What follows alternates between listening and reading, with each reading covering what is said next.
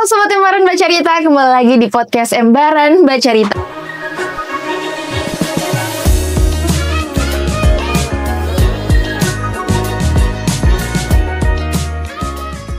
So di video kali ini kembali lagi bareng Bunga Kutanggas di sini, dan pastinya hari ini kita kedatangan satu narasumber ya yang akan menjadi satu narasumber dengan topik terbaik nih di minggu ini dan juga mungkin bulan ini. Kira-kira siapa? Langsung aja tong sapa. Halo Bang.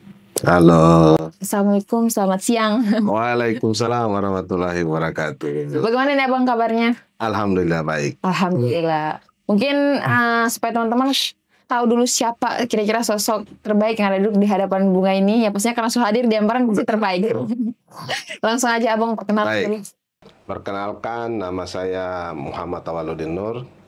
Saya lahir di Kaimana, besar di Kokas, SD di Kokas, SMP di Kokas, SMA di Kaimana, kemudian pendidikan S1 di Makassar, S2 saya di Institut Teknologi Bandung, jurusan Rekayasa Mineral dan Metalurgi.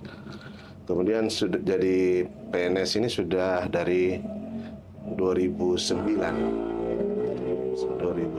jadi pegawai, kemudian staf di Dinas Transmigrasi dan Tenaga Kerja Kabupaten Fakfak. Kemudian 2019 dipercayakan menjadi Kepala Balai Latihan Kerja Kabupaten Fakfak. Oke. Sekira itu untuk perkenalan dulu. Oke, baik. Jadi teman-teman, hari ini mungkin Bunga sama Abang ini akan bahas banyak tentang BLK. Apa itu BLK, pengertian BLK, kapan BLK didirikan, dan kira-kira sejauh ini program apa saja yang sudah dijalankan. Nanti tong bahas lebih lanjut lagi. Tapi sebelumnya Bunga kaget, Abang ternyata besar di Kokas. Ya, kalau bilang anak Kokas ini. Anak Kokas ya. Tadi pas Bunga ada di luar pikir mungkin Mas Jawa. Ternyata lahirnya di Kaimana, tapi besarnya di Fakfak, di Kokas lebih tepatnya. Ya. Kalau dulu kan masih satu kabupaten, makanya anak masih ada Fakfak. Iya, tapi orang tua asli? Orang tua dari Sulawesi dulu ditugaskan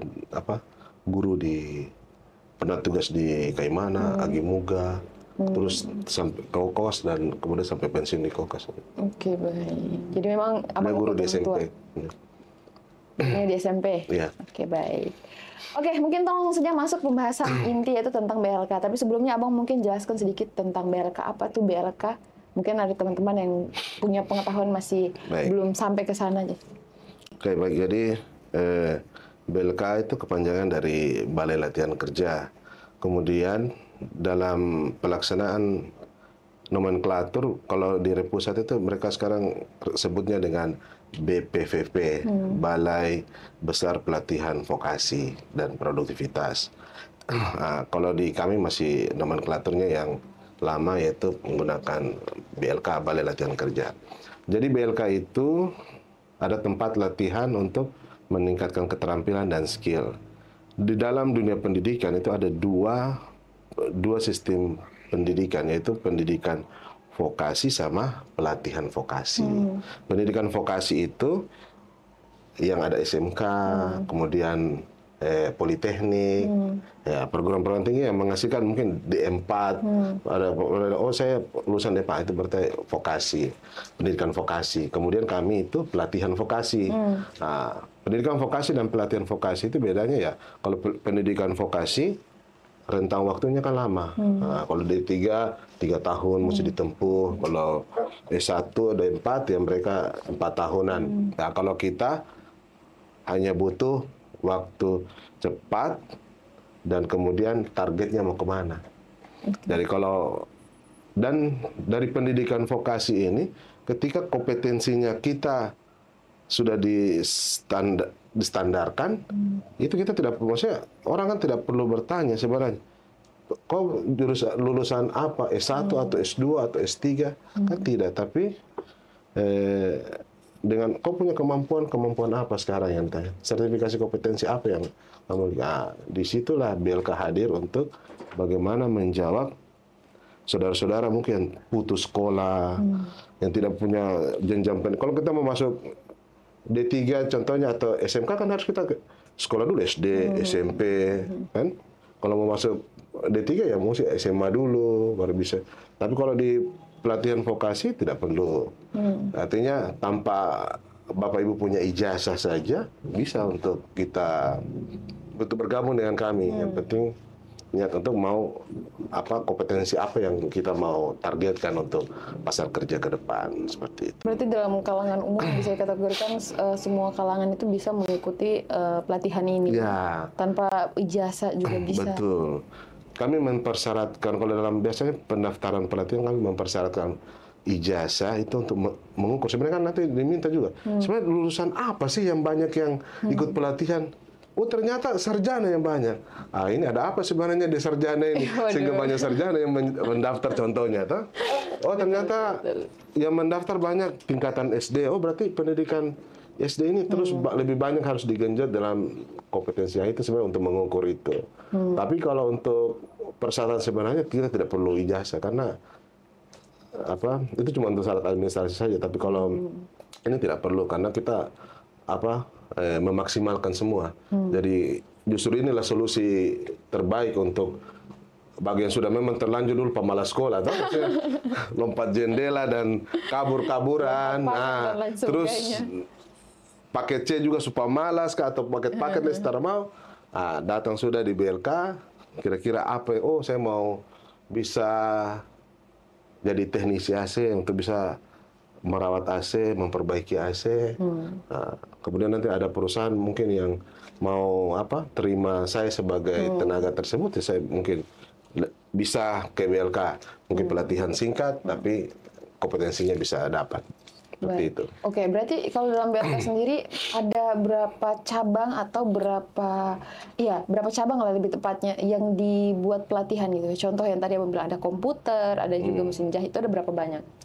Kalau kejuruan semua ada sekitar 9, cuma kan artinya kita membuat kejuruan itu berdasarkan sebenarnya penganggaran atau apa yang dikasih dari apa yang bisa disiapkan sama yang paling penting itu kebutuhan. Apa kebutuhan pasar kerja sekarang? Itu yang paling penting.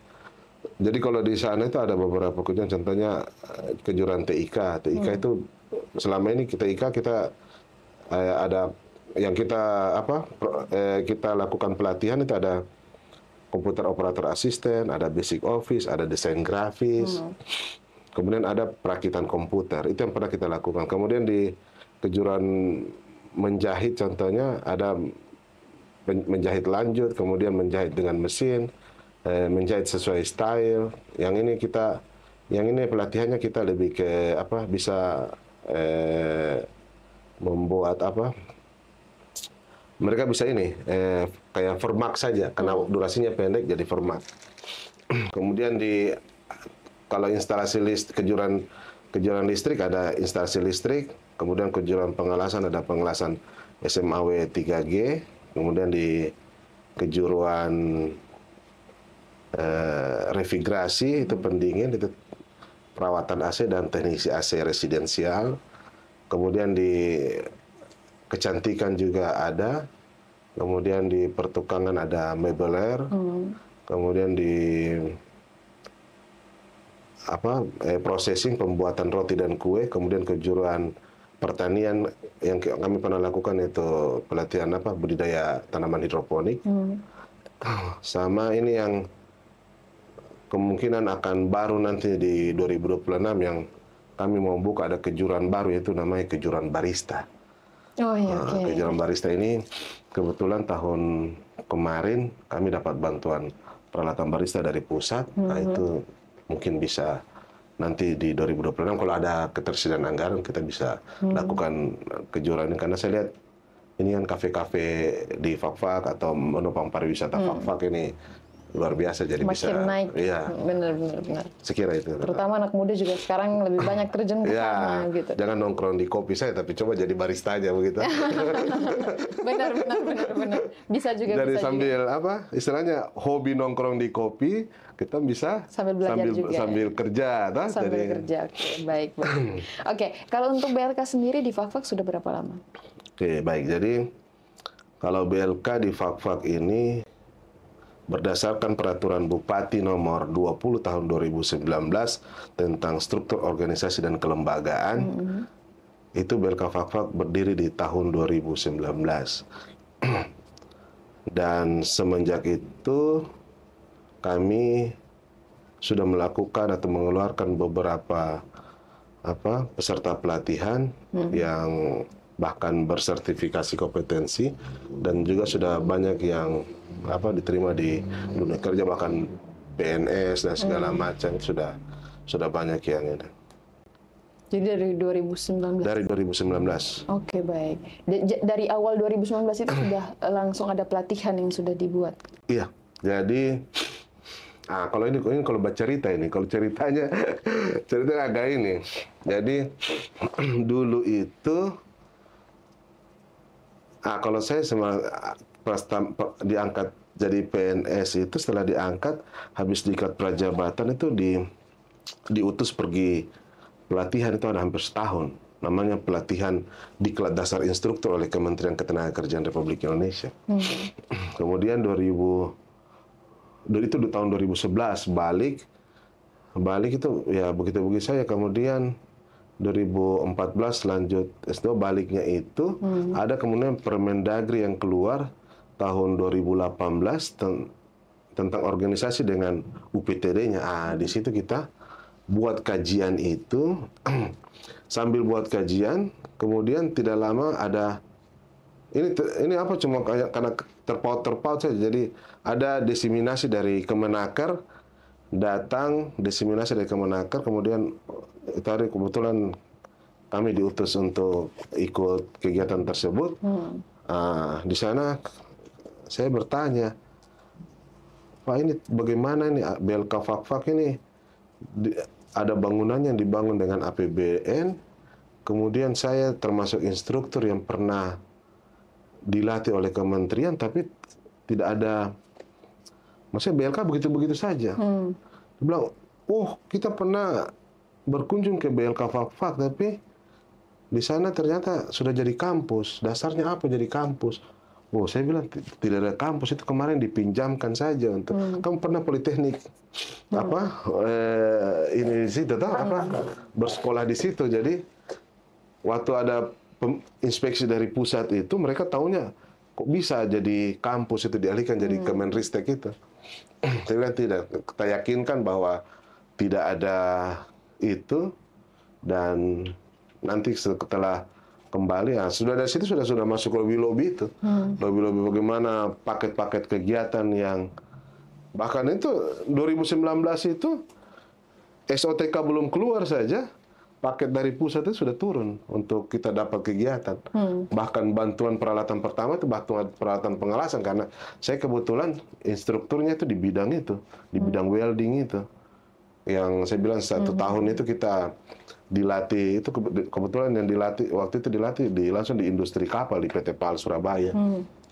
Setelah itu sudah terbuat kajiannya dan akhirnya terbuat. Jadi dulu BLK itu maksudnya kayak ya sebut-sebutnya saya BLK, tapi sebenarnya secara kelembagaan belum ada. Nanti di 2019 itu pada waktu itu masih Bupati Bapak Mocha itu yang terbentuk kelembagaan BLK Fakfak sebagai UPTD di bawah Dinas Transmigrasi dan Tenaga Kerja Kabupaten Fakfak. Oke, baik.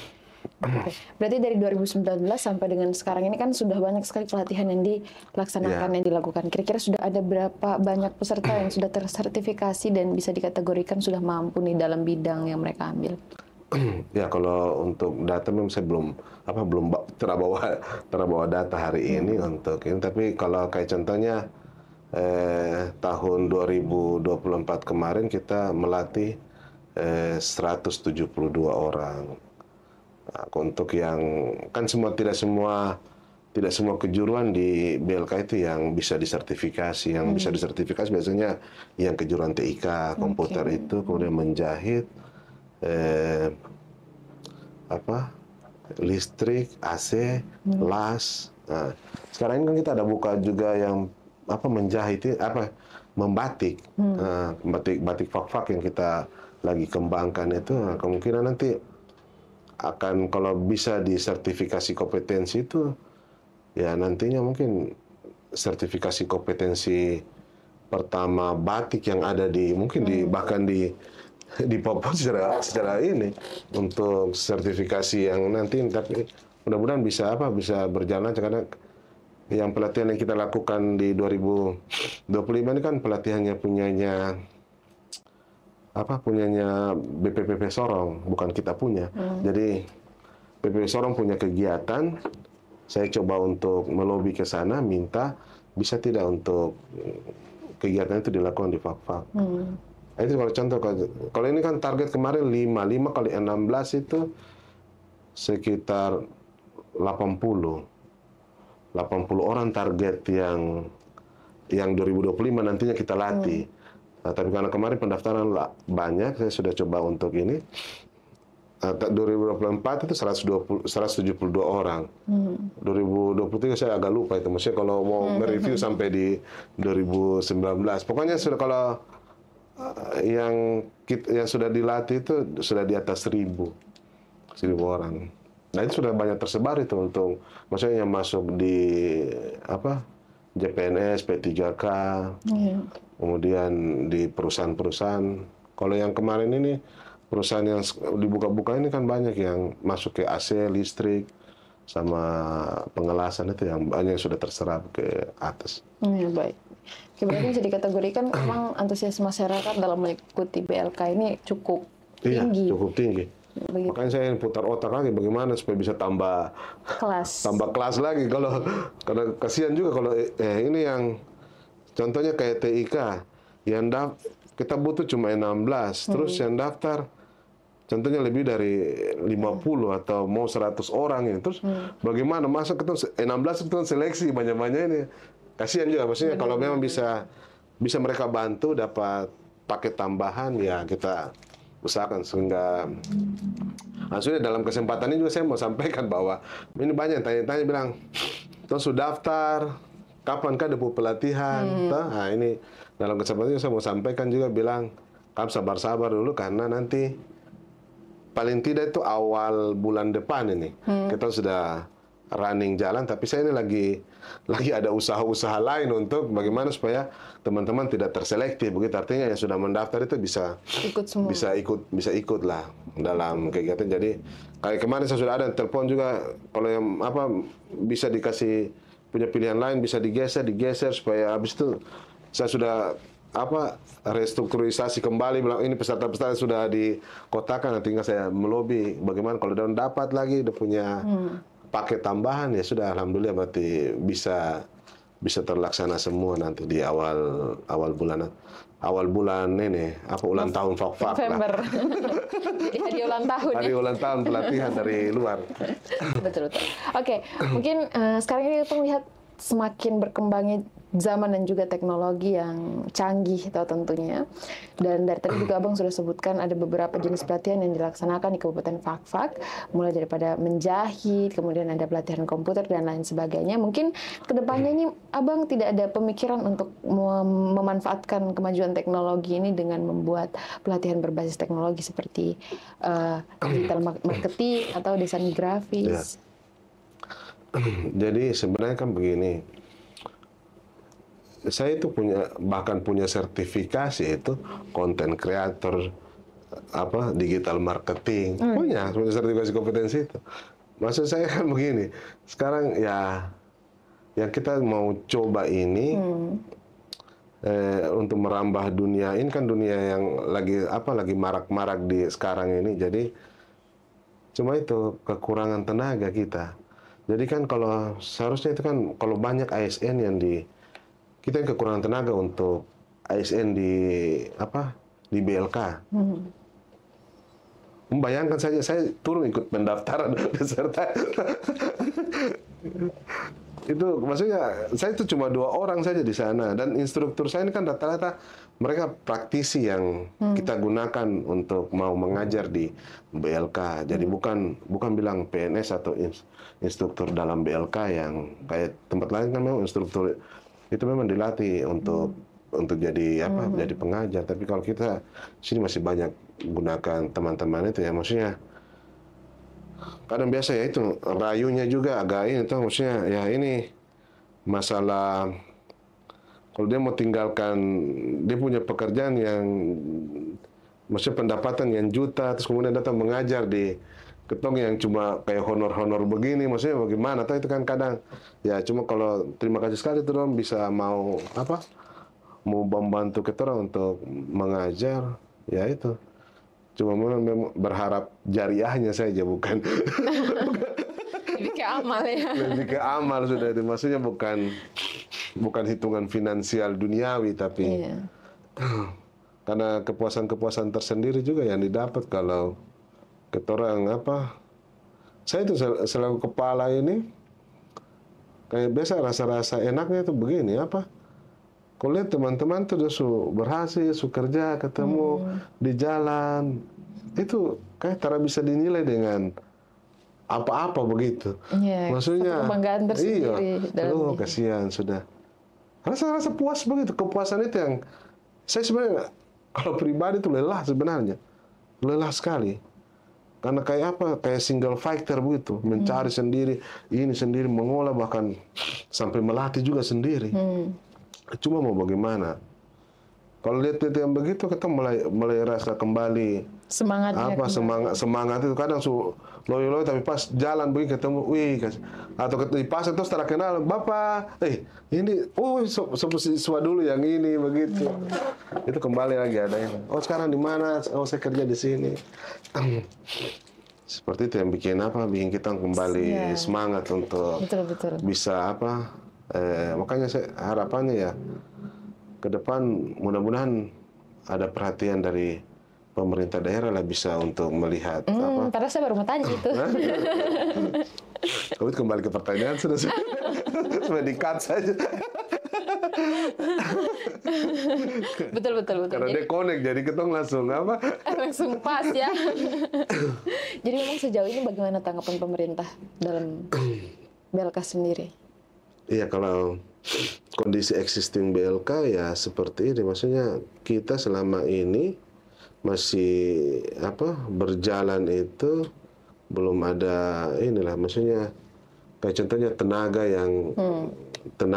yang apa yang kita perlukan itu belum ada di kami. Jadi tenaga instruktur yang perlu banyak yang ke kami supaya kemudian bisa melakukan pelatihan yang lebih baik lagi. Kemudian infrastruktur yang itu masih dibangun pusat. Bayangkan dari sebelum saya jadi pegawai, jadi sekitar 2007-2008 kan. Karena saya pas 2009 masuk jadi PNS itu baru dapat gedung yang di atas itu yang ketemu resmikan baca doa lah begitu. Bayangkan dari tahun segitu sampai sekarang belum pernah direhab, kemudian banyak fasilitas yang kurang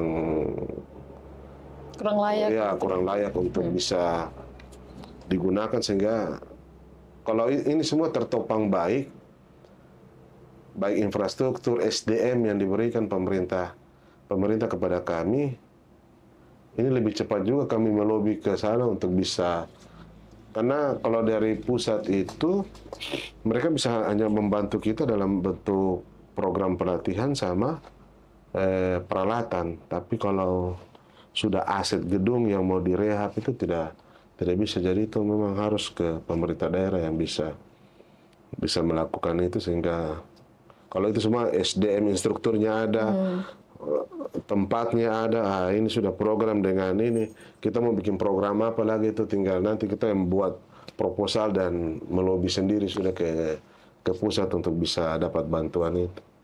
Oke, baik. Tapi memang sebenarnya BLK ini sejauh yang Abang ceritakan memang sangat berpengaruh ya, mengurangi pengangguran juga yang ada di Kabupaten Fakfak dengan pelatihan-pelatihan yang sudah dilakukan. Pastinya mereka sudah lebih menyadari talent mereka dan pastinya bisa mengasah lebih baik lagi dong punya skill dari sebelumnya, sehingga yang tadinya memang tidak punya pekerjaan karena sudah mengikuti BLK tadi, alhamdulillah ada yang lolos PNS, ada yang bisa buka usaha juga.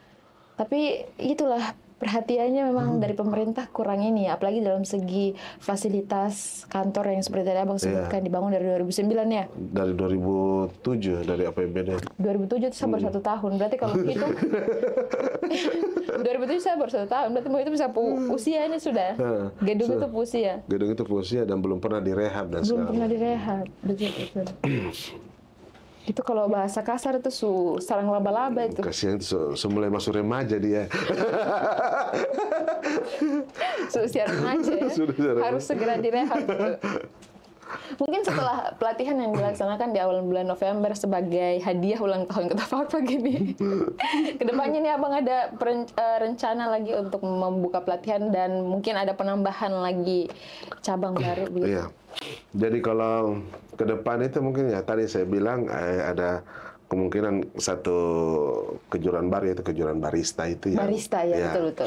Jadi untuk teman-teman yang penggemar kopi atau yang sekarang sudah jadi barista-barista tapi belum tersertifikasi, bisa nanti ikut pelatihan di BLK Fakfak biar dapat sertifikasi.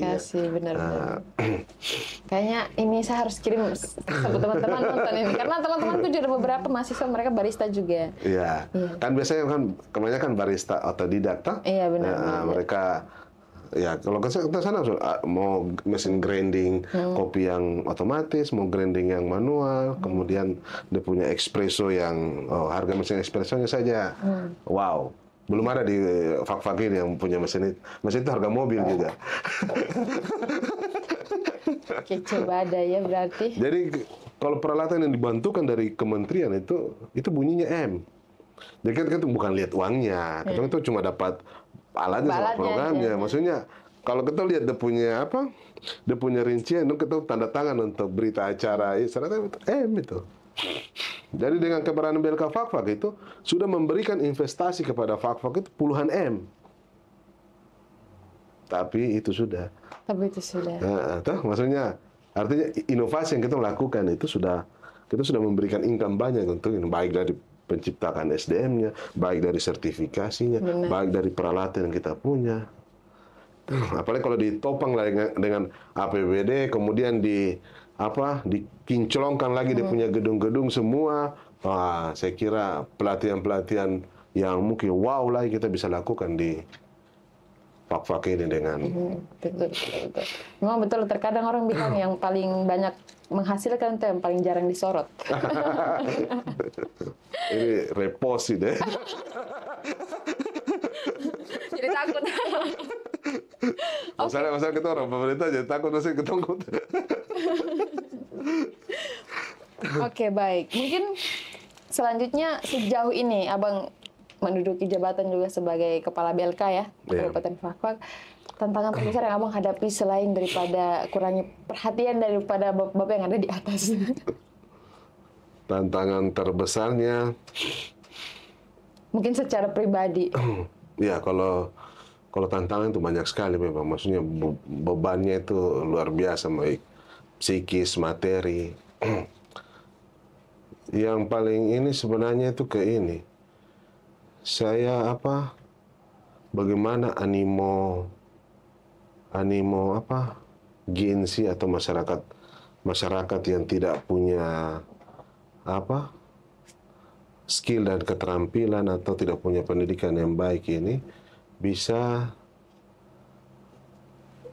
bertahan begini. Maksudnya saya itu agak susah begini. Peserta pelatihan itu tidak ini ya, maksudnya mentalnya ini yang tidak.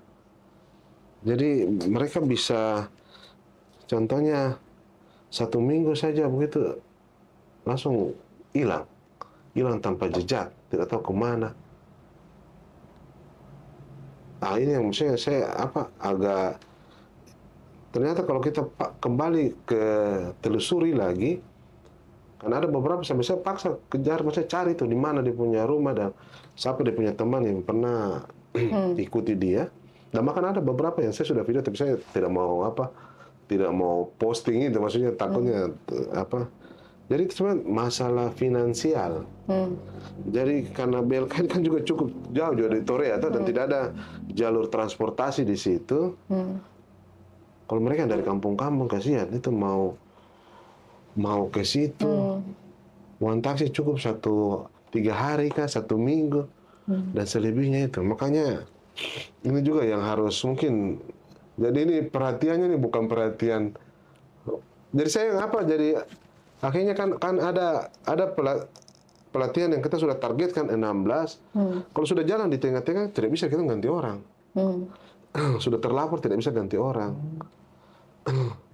Mau ganti orang bagaimana? Dia sudah ambil baju, dia sudah pada buaga. Kenapa yang mau ganti? Masa sudah kasih pulang baju lagi, kasih tahu? Kan maksudnya sudah tengah-tengah mungkin kalau dong putus itu cuma lantaran gara-gara barang itu. Bahkan ada beberapa saya ke sekolah pribadi, maksudnya bantu bilang, ini kau pulang taksi, saya kan sampai selesai. Tapi itu bagaimana, mau sampai bagaimana itu yang urusan kayak begitu. Jadi itu yang saya kadang, aduh bagaimana, apa.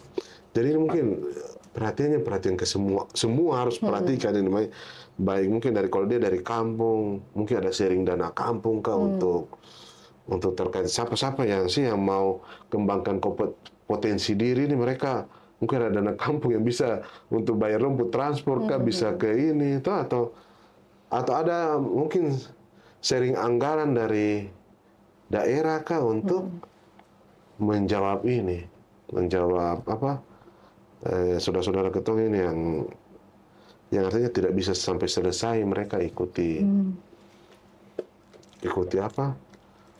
pelatihan. Saya kira itu yang apa, jadi maksudnya bukan artinya kita sudah melobi ke pusat itu agak mudah lah, maksudnya kalau bagi saya tidak susah untuk kalau saya yang susah tidak yang lebih ke dalam yang susah. Kalau lebih keluar tidak terlalu. Ini masalah apa, teman-teman ini yang ikut kegiatan ini bagaimana bisa itu, karena kalau kita orang kan biasa kita kalau dari program pusat itu biasa ada yang tidak ada uang penggantian uang transport, ada yang cuma kasih 15.000 satu hari, ada yang 20.000, tergantung kan dari pusat maksudnya mau berapa ya dong. Sebenarnya kan apa, syukur-syukur ada barang gitu, kalau tidak ada ya sudah kan kita daripada kita ikut kursus kan kita bayar, kita semua bayar semua, tapi kalau ini kan pelatihannya gratis, sertifikasi yang juta juga itu akhirnya jadi gratis, cuma kita tinggal butuh biaya ini saja. Bahkan kalau ada program yang dibantukan juga biaya dari pusat, kayak contoh 15.000 satu hari digantikan, tapi 15.000 kayak contohnya dia dari Bronkendik mau ke BLK Fafa, jangan Bronkendik sudah dari Tambaruni sini ya. Mau ke BLK itu bayar berapa sih dengan ojek itu? Jangan kan ojek, Maximsa mungkin harga tersampai. Tuh, itu mungkin sudah 25.000 ke apa? Terus DPP 50.000. Baru cuma uang 15.000 contohnya yang kita kasih dari penggantian. Tapi itu kan nanti kasih setelah selesai kegiatan baru. Iya sih. Memang ada cuma ini butuh tambahan juga dari, karena kita maksudnya tidak semua orang punya gaya hidup sama, atau maksudnya terutama teman-teman yang dari apa kampung ada niat mereka itu untuk mau merubah tuh itu sampai berarti ke ekonomi, ya finansial sampai ke bagaimana itu kita mau bayangkan sudah kalau harus siapkan 50.000 satu hari. Kalau pelatihan itu mungkin 30 hari pelatihan. Tapi kalau kita punya pelatihan kan durasi pendek gitu, cuma yang paling lama 12 hari. Nah, 12 hari itu saja kalau 50.000 satu hari ya sudah 600.000 dia harus siapkan. Tuh? Betul. Iya sih, benar. Jadi memang lebih ke ini apa namanya materi ya, finansial. Iya, lebih maksudnya kayak apa, peserta belum, kesiapan peserta artinya dari segi finansial peserta ini belum siap sebenarnya untuk mengikuti. Kalau saya maksudnya lihat kayak dulu saya ikut apa diklat yang di PT PAL Surabaya itu, karena di PT PAL itu kan dulu dijadikan sebagai kayak tempat apa seleksi ASEAN, seleksi nasional, jadi welding world kompetisi, ASEAN kompetisi itu semua dilakukan dulu situ. Jadi kita maksudnya berada dalam lingkungan itu, dan orang-orang di situ, masyarakat yang mau pergi ambil sertifikasi saja Orang rela bayar puluhan juta untuk ikut pelatihan sampai sertifikasi.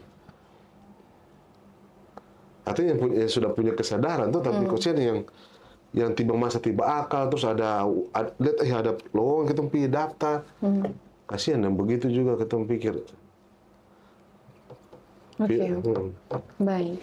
Mungkin selanjutnya ini terkait, ini kan teman-teman mungkin selanjutnya daripada ini pendaftaran untuk pelatihan bulan depan sudah ditutup toh? Sudah selesai berarti? Iya, selesai. Mungkin selanjutnya untuk pelatihan lagi barista nih, siapa tahu teman-teman anak-anak muda ini pasti banyak yang tertarik untuk mendapatkan informasi pelatihan itu dari mana?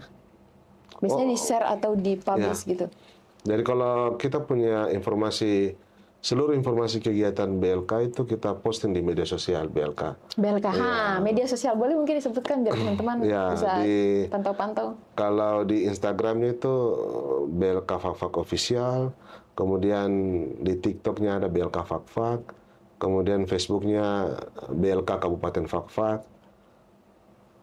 Ya itu seperti ada YouTube-nya juga, cuma kami belum tidak terlalu karena ya yang posting saya juga jadi setengah mati juga. Sama bisa ya, mulai dari pendaftaran, urus pelatihan sampai dengan konten kreator, urus media sosial BLK semua Bapak sendiri. Jadi agak itulah maksudnya. Jadi YouTube-nya kita tidak terlalu ini. Yang kita aktif itu kayak TikTok-nya sama Facebook. Karena kita lihat ini saja perkembangan media sosial itu jatuhnya kedua itu yang kalau di Fakfak ini rating itu paling tinggi kalau kita algoritmakan dia untuk bisa mengecek itu. TikTok sama Facebook saja. Kalau Instagram masih kalangan milenial saja yang gunakan itu, tapi kalau yang karena kan sasaran kita punya pelatihan kan bukan hanya itu kan, lebih banyak sebenarnya untuk kayak menjahit, membatik. Itu lebih banyak ke wirausaha. Maksudnya setelah itu mereka bisa berwirausaha mandiri, bukan untuk target. Karena kita kan maksudnya bukan daerah industri. Kita lebih banyak buat pelatihan juga yang menyesuaikan kira-kira. Sebenarnya pengangguran yang terselubung banyak sebenarnya ke emak-emak sebenarnya. Tapi kan maksudnya kan karena pekerjaan bilang ibu rumah tangga, kan orang tidak tahu bilangin pekerjaan ibu rumah tangga. Betul. Tapi sekarang banyak ibu rumah tangga yang berinovasi. Salah satunya kemarin narasumber kita juga, Mama Santi, beliau itu ibu rumah tangga tapi punya UMKM juga. Iya. Beliau juga mantan penjahit itu. Jadi sebelum menikah dia penjahit, tapi setelah menikah terjunnya di UMKM. Seperti itu. Oke, mungkin ini 2 pertanyaan terakhir yang wajib selalu ditanyakan, yaitu terkait harapan. Harapan kemana ini? Harapannya ini ditujukan untuk anak-anak muda yang mungkin sampai sekarang masih bingung jalan hidupnya, fashionnya kemana, dan pastinya harapannya untuk pemerintah Kabupaten Fakfak lebih tepatnya. Baik, harapannya pertama untuk masyarakat Fakfak atau kalangan anak muda. Yes. Saya berharap begini, daripada kita duduk begadang main wifi di orang pinggir-pinggir rumah. Tapi itu fakta sih, betul. Itu lebih baik ya kalau ada peluang-peluang pendaftaran pelatihan, tapi kita ikuti untuk meningkatkan kita punya skill dan keterampilan. Takutnya kenapa?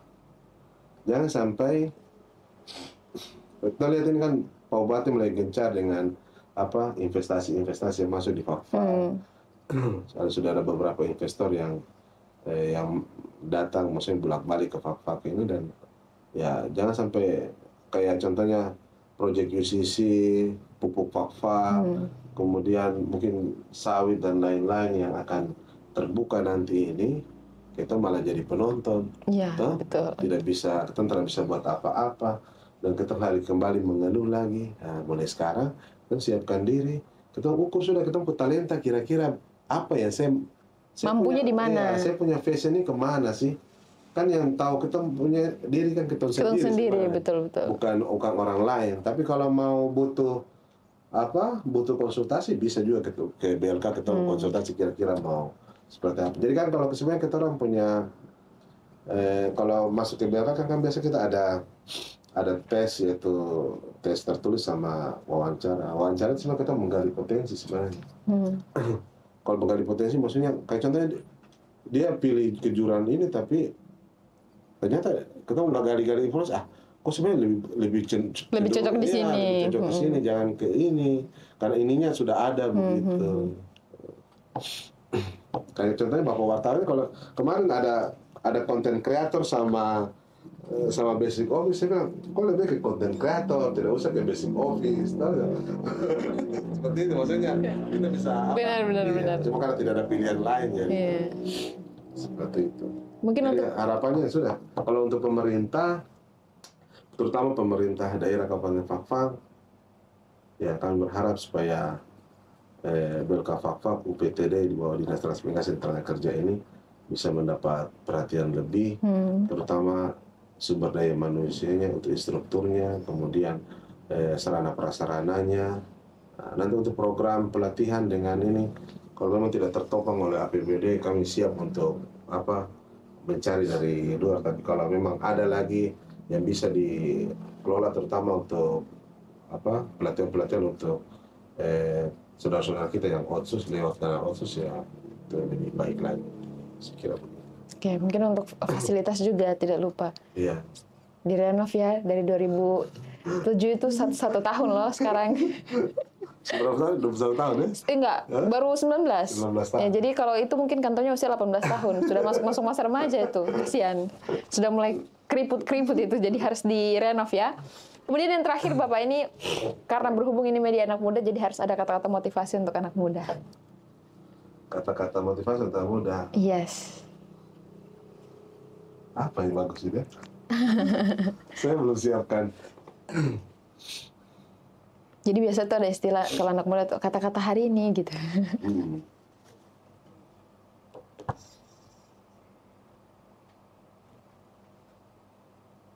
Mungkin karena Bapak belum ada gambaran, jadi Bunga kasih sedikit gambaran ya. Iya, saya. Oke, jadi kalau kata-kata motivasi mungkin jangan pernah takut untuk mencoba sesuatu yang tidak ada dalam wishlist rencanamu ke depan gitu. Karena kamu tidak akan tahu mungkin satu langkahmu ke depan ini akan menjadi dampak atau efek apa dalam hidupmu selanjutnya. Seperti itu. Tepuk loh, nanti editor tolong ya, ada emot-emot tepuk tangan. Ya, kalau saya untuk kata-kata hari ini, saya kira seperti tadi, jangan malu, jangan minder, karena kita biasa lihat itu sebenarnya kita kurang percaya diri. Iya, kurang pede, benar-benar. Jadi apa yang dilakukan hari ini, yakin itu sudah langkah yang kita akan terima di kemudian hari. Jadi kalau kau mau bersakit-sakit hari ini, kau akan sukses di belakang hari. Tapi kalau kau mau senang-senang, berarti kemiskinan yang akan kau terima. Begitu. Kebaliknya, kalau mau senang-senang sekarang, berarti sakit-sakitnya nanti. Oke, baik. Terima kasih banyak Abang. Kita sudah bincang-bincang banyak sekali nih dari jam 10 tadi ya. Kurang lebih sudah berapa menit kameramen? Kalau banyak besar kan? Iya, sudah setengah jam lebih lah. Dan Abang juga sudah bagikan banyak informasi kepada teman-teman juga, dan dari Abang juga Bunga tahu bahwa ternyata BLK Fakfak itu sudah jalan dari 2019 dan sudah banyak menghasilkan bibit-bibit, bukan bibit lagi tapi sudah jadi orang ya, banyak sekali peserta-pesertanya sudah jadi orang. Terima kasih banyak. Semoga kedepannya Bunga berharap untuk teman-teman yang belum tahu nih kira-kira dong punya skill di mana, dong punya fashion di mana, setelah lihat oh ya ternyata Fakfak ini ada BLK, nanti selanjutnya kita pantau media sosialnya saja tadi yang sudah Abang sebutkan untuk dapat informasi terkait, mungkin ada pelatihan lagi kedepannya, terutama teman-teman barista ya. Selanjutnya pasti ada pelatihan. Dan BLK Fakfak ini BLK salah satunya nih, Pak. Di Papua Barat. Di Papua Barat. Beruntung. Fakfak saya punya BLK ini. Beruntung. Jadi manfaatkan sebaik mungkin teman-teman. Sebaik mungkin. Betul sekali. Masa yang punya BLK terus tidak bisa jadi tenaga kerja profesional ya? Iya, malah yang dari luar yang jadi. Jadi. Betul sekali, betul. Jadi ya begitu teman-teman, semoga harapan Bunga setelah ini makin banyak lagi yang mungkin belum tahu tentang passion dan talent mereka atau talent kalian, bisa langsung join ke BLK. Kalau bingung juga, masih bingung, nanti ikut wawancara, diarahkan nanti. Nanti kamu bagusnya di mana seperti itu. Dan pasti yakin dengan adanya BLK ke depan mungkin insya Allah tingkat pengangguran di Kabupaten Fakfak juga akan lebih berkurang. Amin. Oke, terima kasih banyak banyak Abang. Baik, terima kasih. Dan teman-teman Embaran jangan lupa semuanya. iya, stay tune terus, pantau terus media sosialnya Embaran mulai dari Instagram, TikTok, Facebook dan juga pastinya YouTube. Jangan lupa aktifkan lonceng notifikasi, like dan juga komen di bawah sini biar tong tahu kira-kira masukan selanjutnya nih narasumbernya siapa. Oke, stay tune terus di Embaran Baca Rita. Embaran Media, medianya anak muda, informasi menjangkau Nusantara. Bye. See you.